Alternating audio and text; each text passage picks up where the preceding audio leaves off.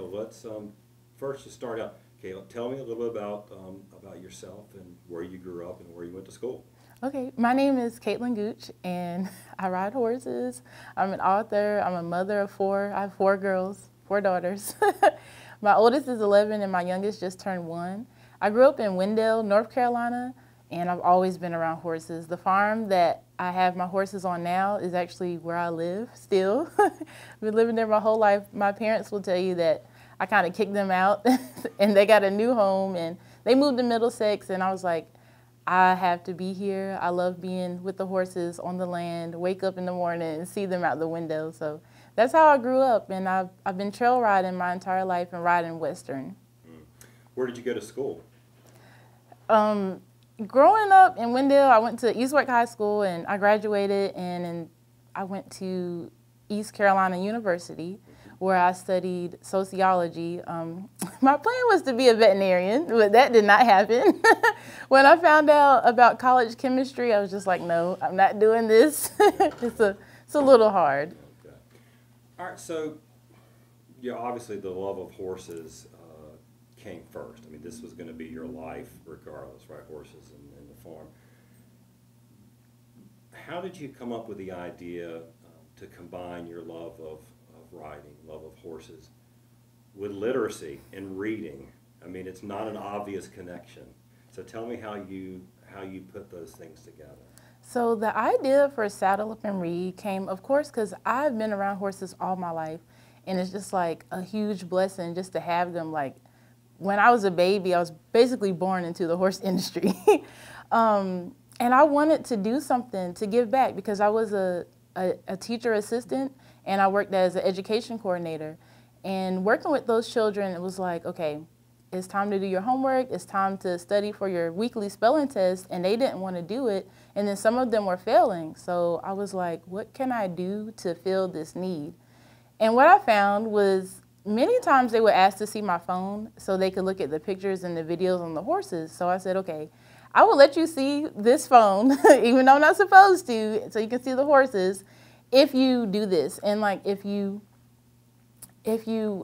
do your homework, if you write these words 3 times each like you're supposed to, if you bring back a grade that is higher than the previous week.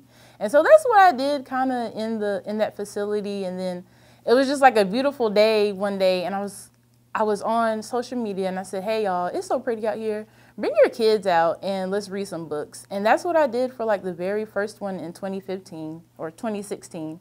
And then after that, I just kind of said, you know, horses, books, let's bring them together and see what happens. And so I reached out to our local library in Wendell, and I said, hey, I wrote her this long. Her name was Miss Connie. I said, hey, Miss Connie, I just want to give back and do something in the community. This is my idea. How can we get something started? And so that year, any child that came in for that month, I think it was in August or October, for that month, any child that checked out 3 or more books, they were able to write their names for a drawing. And at the end of the month, they picked 10 kids, and those kids got a certificate and a horse pillow, and they were invited out to the farm. So after that, because they had 180 entries, and that was our first time ever doing it. So I was like, this is something that's going to work. It's going to get kids excited about reading. And for me, that meant a lot because kids aren't reading. They aren't interested in reading. And there are some kids that are out there. They are the exception.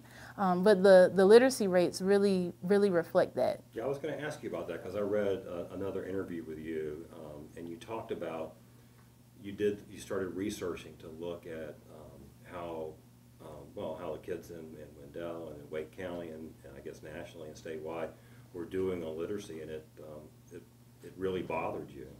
Yeah, it bothered me when I just remember being up. It was like 1 o'clock in the morning, and I'm up researching the literacy rates in all the schools in my area and then in North Carolina, and they were low, but then when we looked at black children as a whole, they were lower. They were lower at every single school. Not one school had a higher score. And I was just thinking to myself, what kind of future is that for those children, you know? Because I grew up loving to read. I think I taught myself to read. If I asked my mom, I think she said I taught myself how to read. But I was an early reader, and just being able to open up a book and to go anywhere that you want to go, just broaden your imagination, all of those things. And then the fact that I lived on a farm too, you know, my imagination is just buck wild. So I'm just thinking to myself, you know, when they become adults, what jobs will be available for them if they don't know how to read and to comprehend? And then I also took it a step further and I was thinking, how many people have lost their homes or land, and land is a big thing with me, because they signed something and they didn't understand what it meant. So for me, it was like, let's prevent that and get these literacy rates up, get these kids really excited, you know, and really wanting to read, because you can't say, here's a book, read it 20 minutes a day and think that they're going to like it. They're going to end up hating it. Right. So tell, this will be for the audience there at the event, tell us about Saddle Up and Read. Like what is it doing now? What does it accomplish? You've obviously got some stats and how many people you've reached since that very first.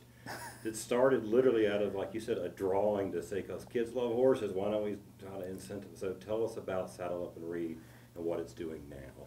So the pandemic really like slowed things down, and then I had 2 babies during the pandemic. So I was running back and forth between Virginia and North Carolina. That's a 6-hour round trip just to do Saddle Up and Read up until I had these babies. But then I took a break, and so now we're relaunching, and I'm really excited about that. We're taking an old stall and turning it into a reading room. So the kids will be in between 2 other horses, and they'll get to read in a stall. And then I have the miniature horse Man, which everybody loves. Oh my gosh, he's so adorable, but he's so tiny. He's like the size of a large dog. So once we get that up, we'll have kids back out to the farm to come and read. For a long time, I was actually going into the community. And this is something that people don't think about when they're starting initiatives. Transportation is a big issue. So in the very beginning with Saddle Up and Read, I realized that the kids that really needed us weren't able to get to the farm.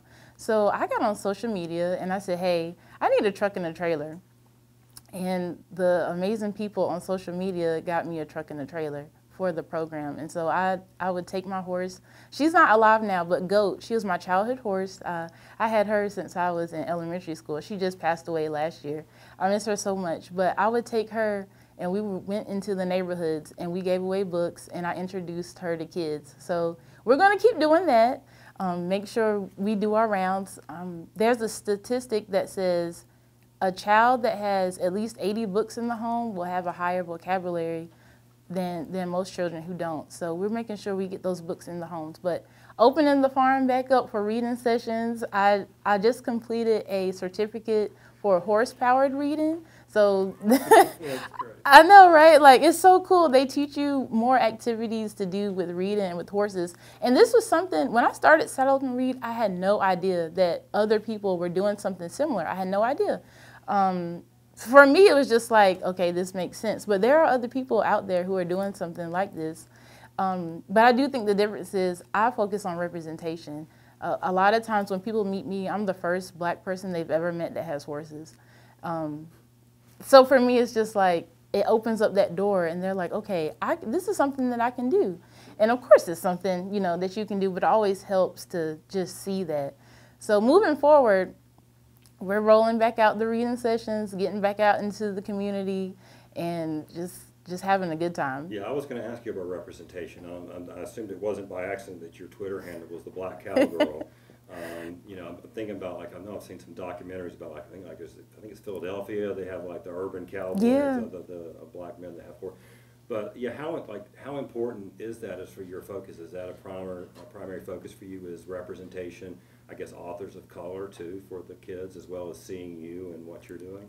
Yeah, representation is so important. So for me, I grew up around hundreds of Black cowboys and cowgirls doing trail rides. Every weekend, a different predominantly Black saddle club hosts a ride. There was just a ride last weekend, and they've been doing it since the 70s, and people don't really know about it.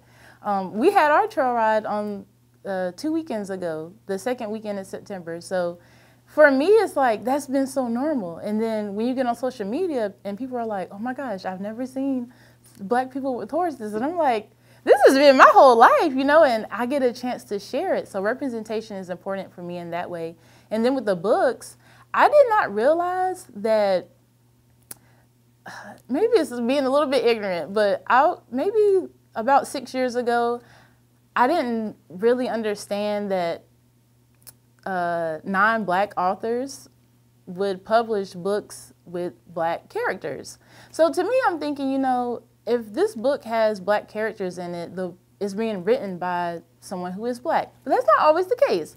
And it makes a huge difference. So a lot of the books I actually have to vet out and make sure there's nothing that's like, oh, that's not it. It's not representing us in the way that, you know, we want to be seen. Because I have had to throw out a couple of books that just didn't, and they were children's books. But how would they know when they're not a part of our community? So for me, it's like, let's represent those characters, those voices from those authors. I know they used to do the hashtag like own voices or something like that. And then not just Black people, just all diversity, all cultures, so we can learn more about other people and their experiences, but also see that representation in the book. Because the world isn't just, you know, it's not just white people, it's not just Black people. There are all kinds of people. There are biracial people. And putting that in front of a child and letting them, you know, see it, because they might not in their community, depends on where you live, I just feel like it opens up a lot more room for conversations, you know, to have while they're younger instead of waiting until they're adult. Because I know for some people, going off to college is definitely a culture shock. Sure. Last question. You started Set Up and Read 8 years ago. You're, like I said, an author and of course, a mom. That's 4 kids. That's busy. Podcaster now. You've written a book, 1. Yeah, 1. So what does the future hold for Caitlin and for Saddle Up and Read?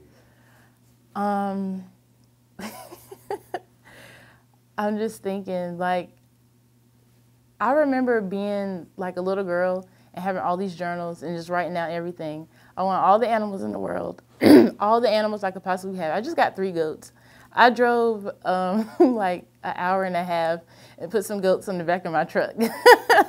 You know, like stuff like that. I have 4 dogs, and then I have 9 horses, but at the farm there's like 40 horses. So it's like, I want more animals. I want more land, because other people are going to see this and be like, oh, she's against development. There's development happening all around us. But for me, my grandfather, my grandparents, they grew up on the land that I'm on now. And there's development there. It's like, you know, like seeing that go from a horse pasture to houses, you know, that's a lot. So my dream is to just buy up all I can and to save some land, because we're going to need it, and to keep encouraging kids. I also am the co-leader of a 4-H club, and those kids come out and they learn about horses. But I want more kids to come into the horse industry, into agriculture, because we need them. We need farmers. You know, robots can't replace everything. And then for Saddle Up and Read, I'm really hoping to have like its own facility, not just a barn. Maybe like a library, but for Saddle Up and Read. But we also have horses in it, many horses and goats running around, and chickens. But I'm just dreaming big. Like, it's so much that I want to do, and then with my kids, they're able to see everything that I'm doing, and they're a part of it. I use them to practice with the reading stuff, but they love to read because they watch me read. So I'm thinking we just keep pushing, get our research down that says, hey, this really works and more people need to support it, and get parents involved. Like, I really want parents involved. Parent involvement is so important, or caretaker involvement. But I'm dreaming big. My dreams are everywhere with this, and I'm just really excited. Well, congratulations, well-deserved recognition. Hall of Famer from the Wake County Public Schools. Thank you, Caitlin Gooch. Oh, thank you. All right.